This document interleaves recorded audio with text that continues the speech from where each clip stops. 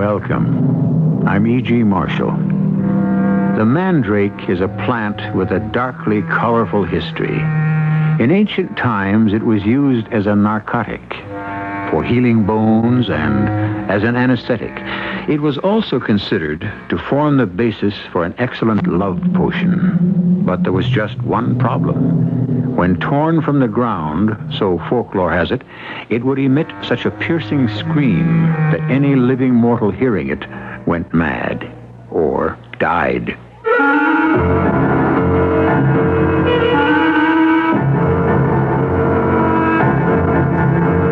Our mystery drama, The Shriek of the Mandrake, was written especially for the Mystery Theater by Percy Granger and stars Anne Williams.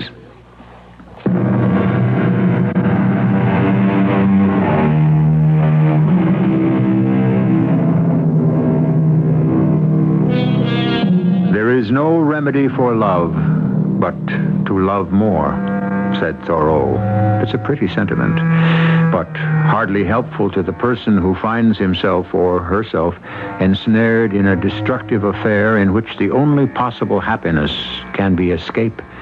But how does one escape from the headstrong and irrational demands of the heart? New relationships? Travel? Work?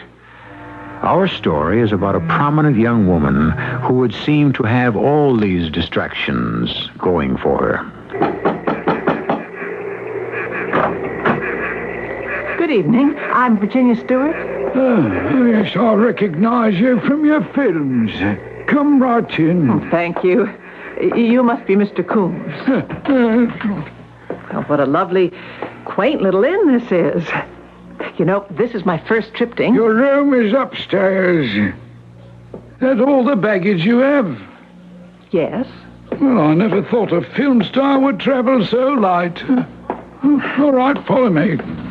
I suppose the rest of the cast and crew has already arrived. They've gone to dinner in the village, all except that William Boyer all the women drool over. And he ain't arrived yet. Well, we drove up together from London. Oh, so where is he then? He's gone to have a look at the old manor where we'll be making the film. By himself? Yes. Oh. If he knows what's good for him, he won't stay there long. Why? Here's your room. The bath's at the end of the hall, and sorry for the inconvenience. Oh, you're not happy we're here, are you? No, I'm not. This was a peaceable place before you and your film crew showed up. Now we'll be overrun by all manner of curiosity seekers. Well, it should be good for business, at least. Well, there's more to life than business. Hello. May I come in? Oh. I'm sorry, I didn't mean to startle you. I'm Denton Norris. Oh, the author of our marvelous script. And the marvelous book from which the marvelous script was made. You'll excuse me. He's a charming fellow. Who is he? Mr. Coombs. He runs the inn. Aren't you staying here? No, I guard my solitude. I've taken a room in the village. I was just driving about, and I stopped here in hopes of meeting you. Oh, will you forgive me if I unpack? Oh, should I go? No. Please stay. I'd rather not be left alone. This English countryside can be pretty gloomy. I promise to set my next script on the French Riviera. Mr. Norris, is there something the matter with the house where we're filming? Wicklow Manor? Mm-hmm. Oh, yes. Thanks to our director, Jake Weller's grim sense of humor, we are shooting in a house that apparently is possessed. You mean haunted? It seems the original resident, a Thomas Foxgrove, was jilted by his mistress some 4 centuries ago. In revenge, he tricked the lady into plucking a mandrake root to make a love potion for her new beau. The mandrake shrieked, as mandrakes are reported to do, and the poor lady went dutifully mad. Thomas Foxgrove, in remorse, threw himself to his death from the tower which is attached to the house. Oh, dear. Anyway, ever since then it's been claimed that Thomas's ghost haunts the place, enticing poor souls to their deaths in the same grisly manner. People have actually died? Oh, yes, about half a dozen all told, I believe. And always, so the legend goes, the Mandrake's shriek is heard to echo across the moors. If you ask me, I'd say the story's been exploited by persons looking for a convenient way to do in their enemies. You were seeing a lot of William Boyer in London, weren't you? What? Oh, yes, he likes to be on intimate terms with all his leading ladies. Oh, and you? I made it clear to him I'm here to work. The last thing I want now is an emotional attachment. In that case, you have nothing to fear from the legend of Wicklow Manor. Why? Well, apparently the only people vulnerable to the ghost's suicidal invitation are those unhappy in love. Oh. Something wrong? No, nothing. Oh, but something in your suitcase, that photograph. It's only... I didn't know it was there. It's just the sort of thing he would do. That's a handsome man. No, I'm afraid the photograph doesn't tell the full story. He's your boyfriend? Was. You don't sound very convinced. Well, Larry is the kind of person one can't easily forget. He was demanding, self-centered, ruthless. But utterly charming. Yes. I think I know the type. Impossible, but irresistible. Worst of all, he was impossibly jealous. Oh, please, let's talk of something else. Oh, I am so nervous about starting this new film. I've never worked with Jake Weller before. Is he anything like his reputation? Well, if you like to play poker and shoot pool, the two of you will get on just fine. Oh, Mr. Norris, I think you've written a beautiful script. It's rare, even in this day and age, to find a story in which the heroine controls her own destiny. Well, thanks. I try to keep up. Well, I'm the one who owes you thanks. It was your script that finally gave me the courage to confront Larry. I guess I'd known all along it could never work out between us. And his kind is incapable of forming genuine attachments. But he's so passionate and persuasive. Miss Stewart, are you in there? Who's that? Sounds like Jake Weller, our director. I'll get it. Hello, Jake. Denton, what are you doing here? Oh, I came by to introduce myself to Miss Stewart. Inspector, come on up. I've got two of them. Inspector? Jake, what's wrong? It looks like we're going to have a delay in our shooting schedule. Oh, in here, Inspector. This is Denton Norris. He wrote the script, and that's Virginia Stewart. She's an actress.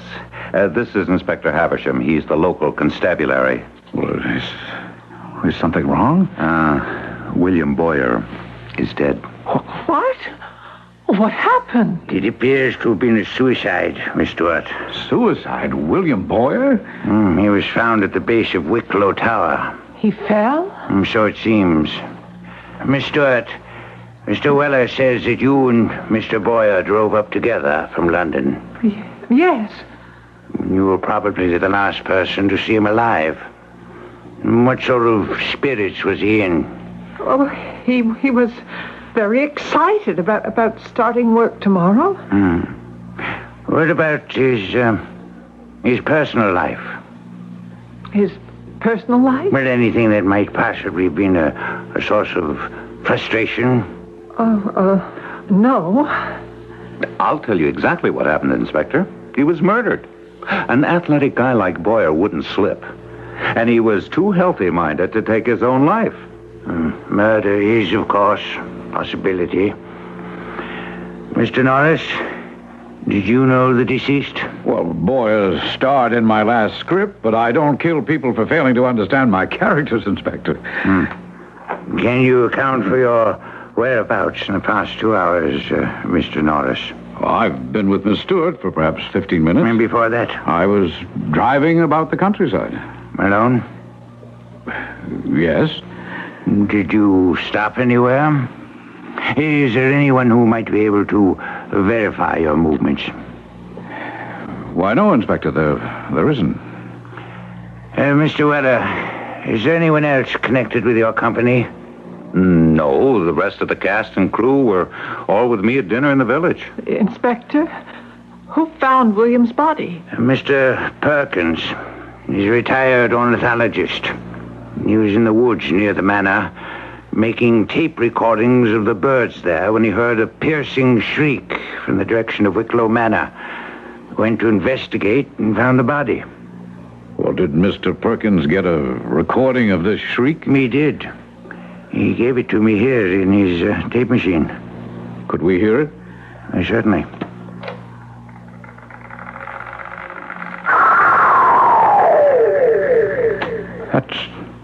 That's the most awful sound I ever heard. There is, of course, another possible explanation for Mr. Boyer's death. Well, now, you don't take that legend seriously, do you, Inspector? No, I don't, Mr. Norris. Mr. Weller, if you'd be so kind as to furnish me with a tape of Mr. Boyer's voice, I'll run a voice scan of his voice to compare it to the scream. If the scream came from the deceased's throat, I'll presume suicide. If not, I presume murder. Yeah. Good evening. Oh, it's terrible. Now what are we going to do, Jake? Yeah, we'll hold a memorial service tomorrow morning and begin shooting in the afternoon. Begin shooting? How can you? Simple. We'll film around Boyer's scenes until we come up with a replacement. I believe you would have preferred James Caddell in the role all along, wouldn't you, Denton? See you in the morning. How can he be so callous? Oh, he's covering Virginia. Jake liked Bill Boyer a lot. He wasn't much of an actor. Oh, forgive my saying so at a time like this. But he was one heck of a man. Jake sometimes gets the two confused. What do you suppose could have happened? I don't know. But I sure am glad the script I wrote only calls for daytime shooting.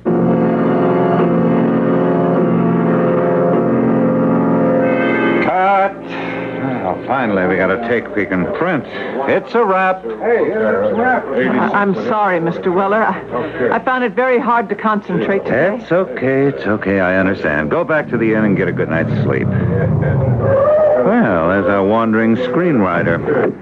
I wonder what local phenomena he's been observing today. Jake, Virginia, I've just been to the police station. They ran a test on that tape. It wasn't Boyer's voice. So I was right. He was murdered. Unless you want to believe that legend. Virginia, could I speak to you for a moment? I'll see you two later.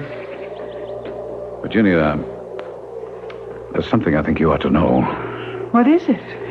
It was publicized that you were seeing a lot of Boyer last week in London, wasn't it? Of course. There are always photographers around. Why?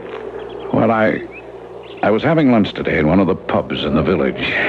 I noticed a man talking to the bartender, and I knew at once that I'd seen his face before. Where? In that photograph you found in your suitcase. Larry?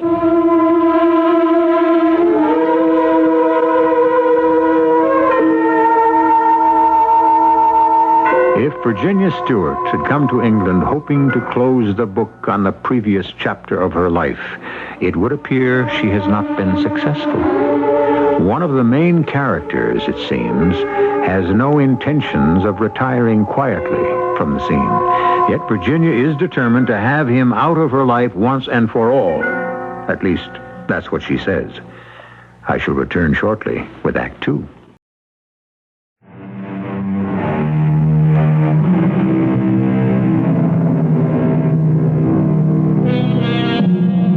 English manor house with its very own ghost. A ghost reputed to have the ultimate persuasive power, that of enticing certain suggestible persons to their deaths. A young woman attempting to put behind her an unhappy love affair, one man dead in the precise manner prescribed by legend, another man fleetingly glimpsed who might be the woman's estranged lover. We enter Act Two with a number of possibilities. Oh, Mr. Norris, you have to be mistaken. It couldn't have been Larry you saw. Virginia, I don't forget faces. Observing people is second nature to me. But Larry is in California.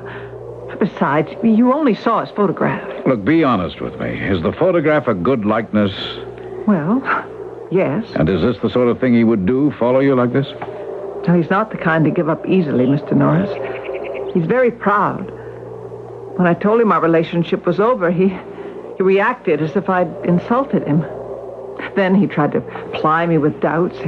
He told me he was in my blood, that I might hate him, but I would never stop loving him. And?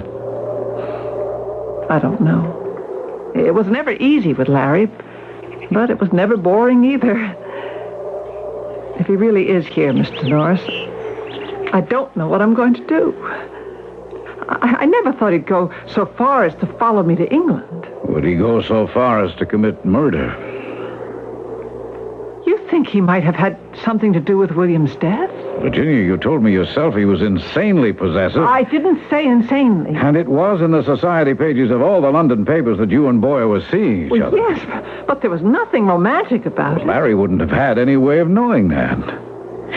I even remember reading an interview you did in the Morning Telegraph, in which you stated you thought your working relationship with William Boyer was going to be better than any of your previous male co-stars.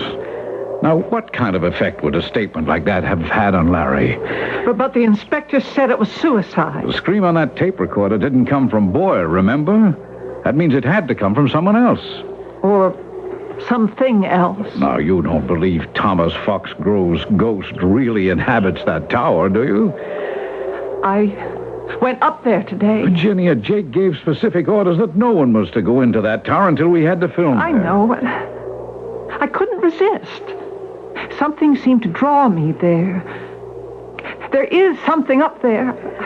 I felt it. Well, you were foolish to go. I stood there in front of the French windows where William must have stood just before.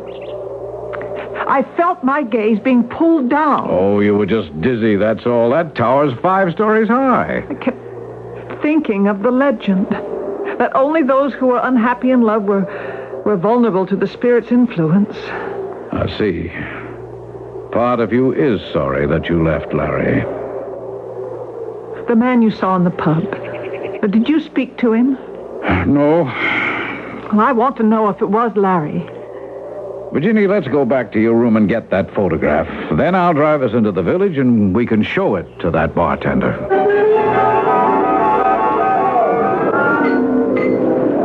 Evening. Oh, good evening. I wonder if we could have a word with you? Oh, you'll have to make it a quick one, Gov. You can see my trade is heavy tonight. Well, I had lunch here this afternoon, and I noticed you talking to a gentleman. He was about my height, but very swarthy. Oh, I talk to a lot of people. We have his photograph here. You recognize him? He was wearing a tweed blazer with a dark turtleneck. Yes, the well-dressed chap. Had on a fancy cologne, too. It was the same man as in the picture? Yeah, I'd say so. Not likely to forget those eyes. And do you remember what you were talking about? Well, he just dropped round to thank me. He'd been asking me about places of interest here in the Shire. Oh, this wasn't the first time you'd seen him then. Oh, no. He'd been in a couple of days ago, making all manner of inquiry. But he's not from these parts. No, I'd say he was an American. Are you certain of that? Oh, yes, ma'am. Mr. Peaser. Yes, Mr. Peaser. What kind of inquiries was he making? Well, mostly about various buildings of interest in the area. The 8th century abbey down the road, the Blanchard House. And Wicklow Manor? Oh, yes. Oh, he seemed particularly interested in that one, especially the legend. He quizzed me real close as to the particulars of that bit of superstition. Sure. I say, ain't it awful what happened to that actor? But did he mention his name? A gentleman? No. Did he happen to mention where he was staying? No, I'm afraid not. Should I tell him you were looking for him if he comes in again? Oh, no. That's all right. Thanks, Mr. Peaser. You've been very helpful. Yeah, you'd be surprised how often this happens. What's that? Folks traveling abroad and seeing someone they know from back home. And you know, the funny thing is, most of the time you can tell that they'd rather not have run into each other at all.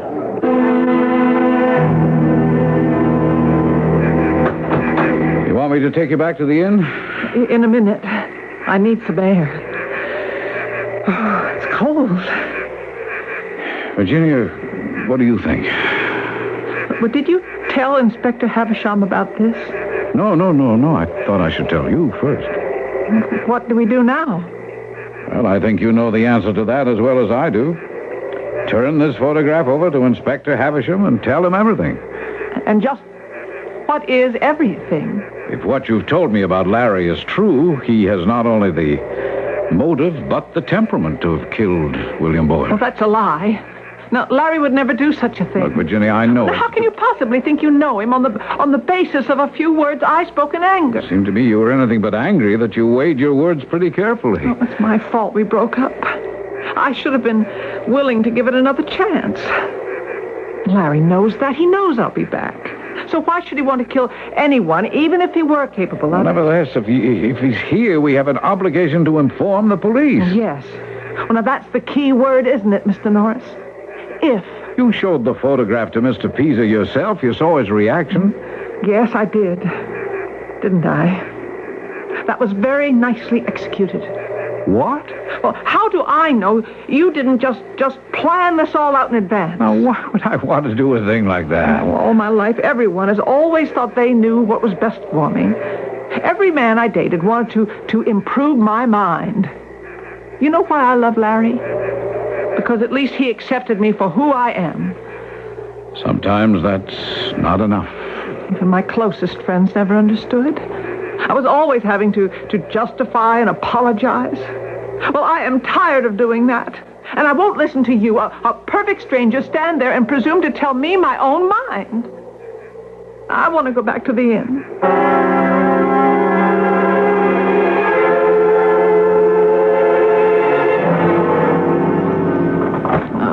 I haven't had anything to eat. Miss Stewart. Oh, Mr. Coombs, you frightened me. That's obvious, all right. Well, what did you think of Wicklow Manor? I don't think I'm any happier about us being here than you are. Good night, Mr. Coombs. I've got a note for you. Who is it from? Mr. Weller. I was on my way to put it under your door. Oh, he wants to see me. That's right, his room's down the hall. Number 11. Come in. Mr. Weller? Ah, come in, Miss Stewart. Close the door. Mr. Coombs gave me a note. Is something the matter? He's a character, isn't he? He obviously despises every one of us. Well, at least you know where you stand with someone like that, don't you? What do you mean? You don't think a great deal of me, do you? Well, I've always admired your work as a director. But as a person? I don't think I've met you yet as a person. I see things that perhaps you wouldn't give me credit for noticing, Miss Stewart. Mr. Weller, I'm very tired. And I could see that you didn't think much of the way I reacted to the news of Bill's death. Well, Mr. Norris enlightened me. Norris? Mm-hmm. What did he say? You're just not the type given to displays of sentiment. That's true. I don't wear my heart on my sleeve. No, excuse me. Would you care for a drink? Oh, no. Oh, thank you. I don't drink while I'm working. Yes. You have that reputation. What? Of turning into something of a cold fish when you're involved in a film. I have that reputation. You save all that famous Virginia Stewart appealing innocence for the cameras, don't you?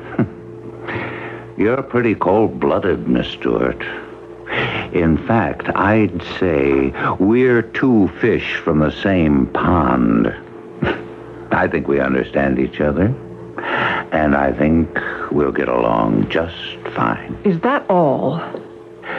There's something else we have in common. What? We're both responsible for Bill's death. What? Me, because I chose Wicklow Manor, knowing full well the truth about the place, and you, because Bill was in love with you, wasn't he? You don't really believe that legend, do you? I'm a romantic at heart, Miss Stewart. Much as that may surprise you. I believe in a great many things. Will you come with me to the tower? When? Now. Two cold-blooded fish like us shouldn't be frightened, should we? Why? I have to, Miss Stewart. I have to find out for myself if there really is a ghost there. If I really am partly to blame for Bill's death. I think you've had too much to drink. There's another reason, too. Oh, what's that? I'm very attracted to you, Miss Stewart. I'd better go. No, Virginia, wait. Look, I'm a very lonely man. Good night, Mr. Weller.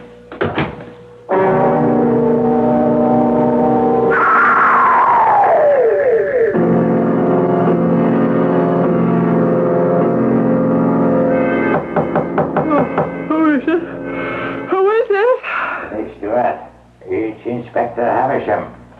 Oh, just a moment. It's almost midnight, Inspector. What do you want? You didn't hear anything? Well, I'm a very sound sleeper. Hear what? The Mandrake Shriek. What? Mr. Jake Weller is dead. He was found at the base of Wicklow Tower. No. I'm afraid I have to ask you to come down to police headquarters. Me? Why? Mr. Coombs says that you went to see Mr. Weller in his room earlier this evening. Yes? In the span of barely 24 hours, 2 men have died identical deaths. In both instances, you were the last person to see them alive.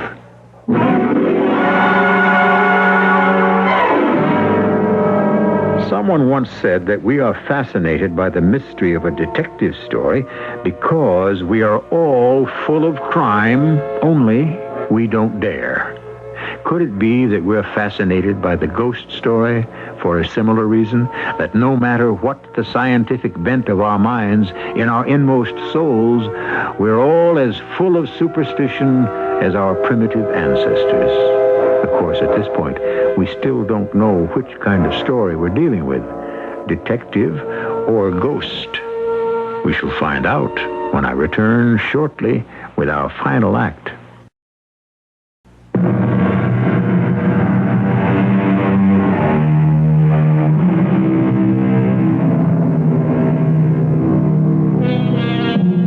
Be kind to the people you meet on the way up, because you never know who you might meet on the way down.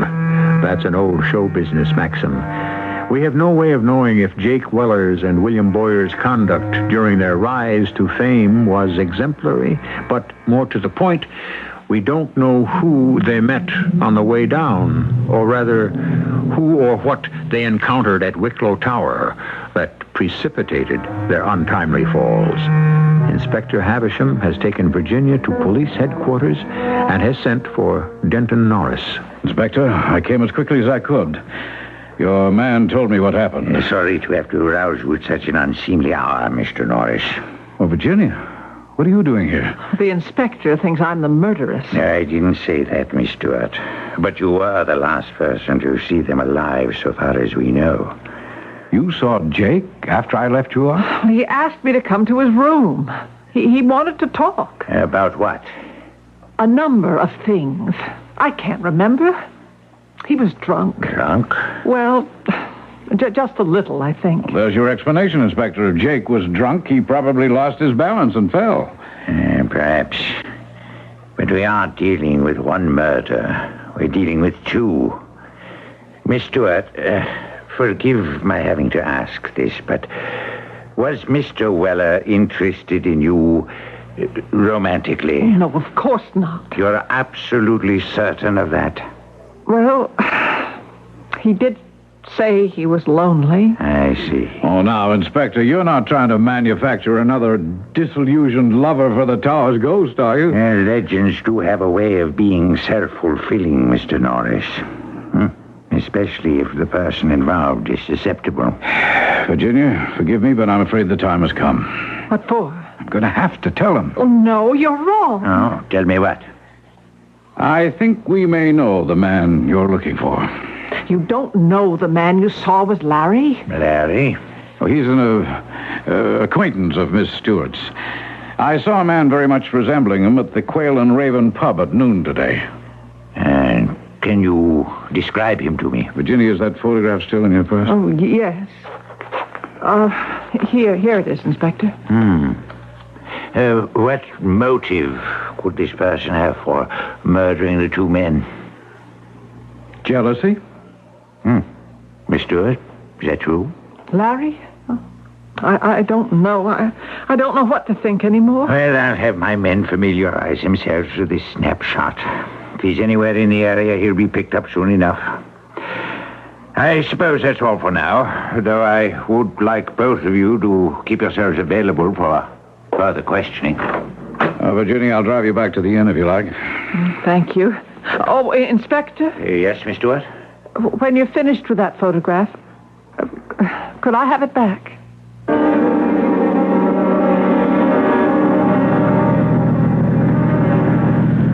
Well, I guess they'll have to cancel the film now. I don't care. I just want to get away from this place. I'm sorry, Virginia. I had to tell him. Oh, it's okay. You did what you thought was right. I couldn't bear to have you mad at me. If Larry is here, he could be questioned. And if he's innocent, he has nothing to fear. You are upset. Oh, well, of course I'm upset. To think the man I loved might be capable of murder. Well, under the right circumstances, I think all of us are capable. Do you? Oh, yes. But if Larry did kill them because he was jealous, I don't understand it. What? Well, I've spent as much time with you as anyone. If Larry is watching me, why hasn't he tried to kill you? I haven't gone to the tower. Still, it's almost enough to make one believe the legend. Oh, why? William and Mr. Weller both wanted something from me, but you don't. Mr. Norris, I want to apologize for my outburst this afternoon.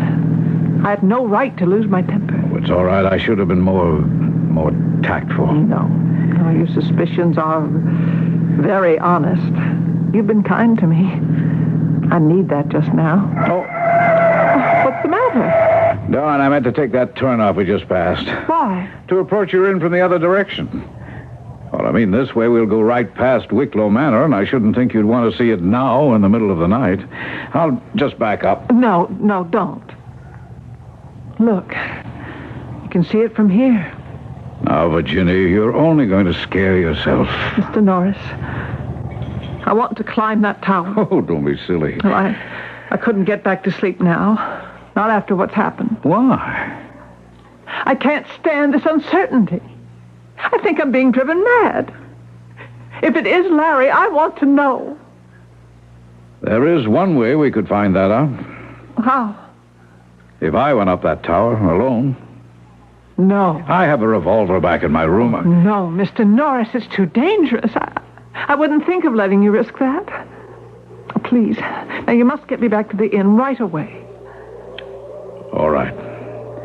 But I'll call on you first thing in the morning to make sure you're okay. No, now, you mustn't see me anymore. Why not? Look, if Larry is here, if he is watching me, he could draw the wrong conclusion. He might think you've taken a romantic interest in me as well. I couldn't ever forgive myself if anything should happen to you. Virginia... Now, please, now start the car. Don't you realize that your life is in danger? No, please, Virginia, I started to tell you yesterday that I was grateful for what you said about my script. I've been going through a rather difficult period recently, a condition known to the outside world as writer's block. It's a crisis far more awful than you might imagine. A fear that the very talent by which one makes his living might just simply have vanished. I'm sorry to hear that. But what does that have to do with me? You see, from the moment we met, I've begun to feel better about myself. I can't explain why, except to say that I know it's a feeling necessary to my work. Oh, Mr. Norris, please stop. Every word you're saying could be putting your life in greater jeopardy. No, it's not, Virginia. What? You think I'm too old for you, don't you? That's the real problem, isn't it? Mr. Norris. But I'm not. I'm intelligent, I'm sophisticated, and Virginia, I need you. Mr. Norris, please start the car.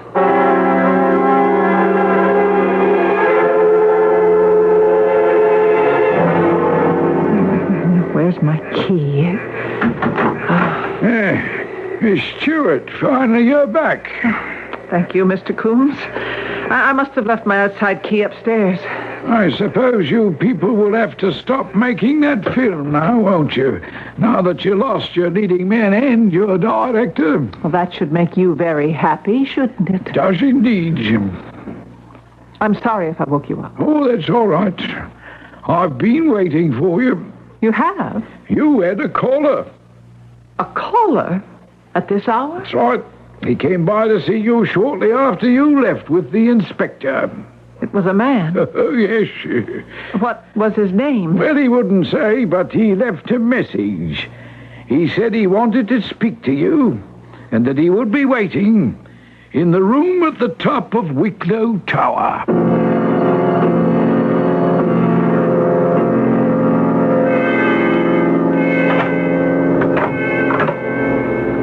Hello?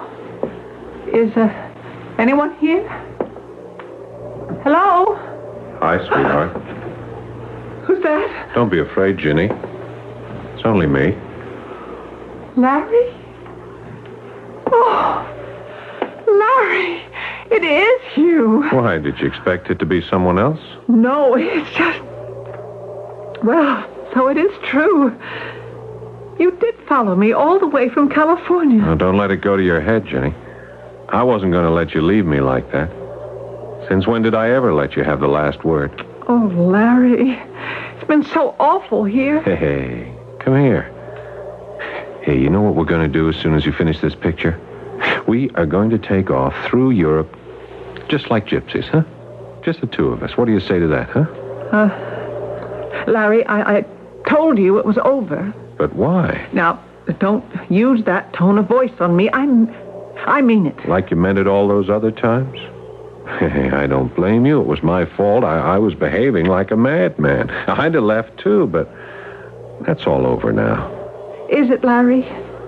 Well, for how long? I mean, we just go round in circles. We exhaust ourselves getting nowhere. But we live, don't we? I'll tell you what you want, sweetheart, and I'll tell you why you want it. You want a nice, stable, and predictable relationship so you can devote all your energies to your career. What do you mean? Because deep down, you don't like people. They frighten you. You prefer to deal with them as professionals, not as human beings.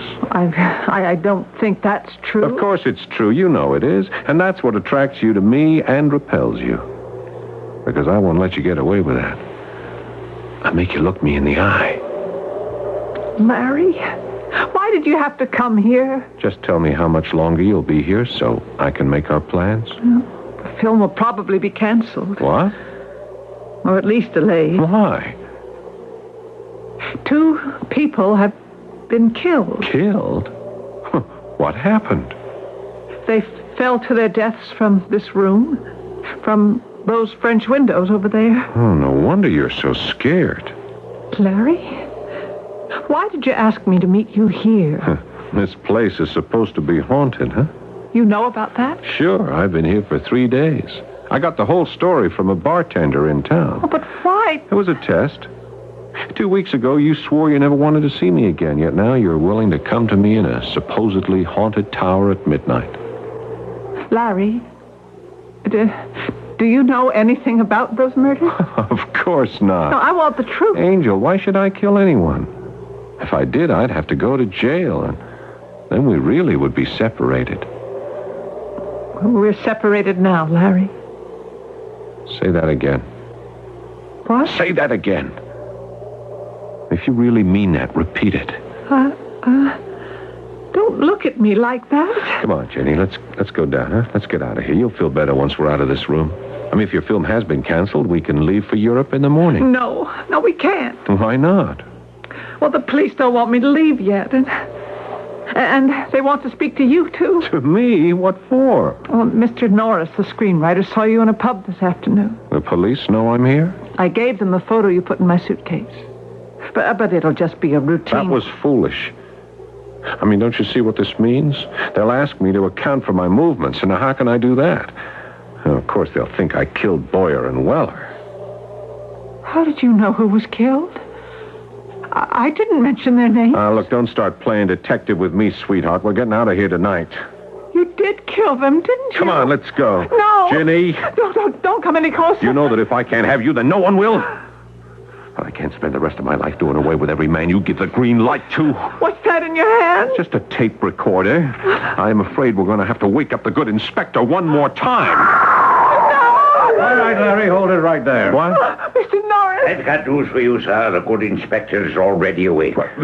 Be careful. The good inspector is also armed. Inspector, how did you know that? You have Mr. Norris to thank for saving your life, Miss Stewart. Mr. Norris? I went back to your inn, Virginia. Mr. Coombs told me about the message and said you'd come here, so I called the inspector at once. What made you go back? Well, as I was driving back to the village, I began to think about my outburst, and I realized if my feelings for you could make me act foolishly, your feelings for Larry could do the same. And I had a feeling that the night was not over yet. Now it is. Yes. Now it is.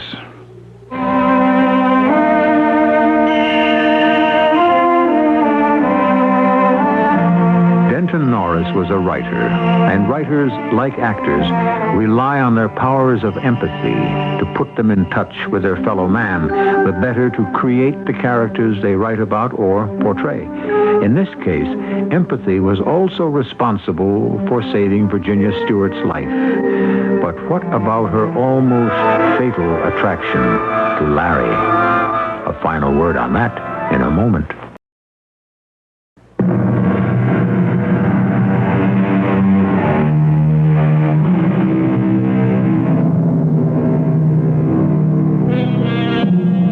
What is it that sometimes attracts us to the sinister in people?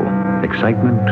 Danger? I'm not sure, but even so great a poet as John Milton, it is said, was irresistibly drawn to the character of Lucifer when he wrote Paradise Lost. Was Freud right then, that there is a bit of the outlaw in each of us? If so, it behooves us never to forget the ancient warning, know thyself. Our cast included Ann Williams, Ian Martin, Paul Hecht, and Ray Owens. The entire production was under the direction of Hyman Brown. This is E.G. Marshall inviting you to return to our Mystery Theater for another adventure in the macabre. Until next time, pleasant dreams.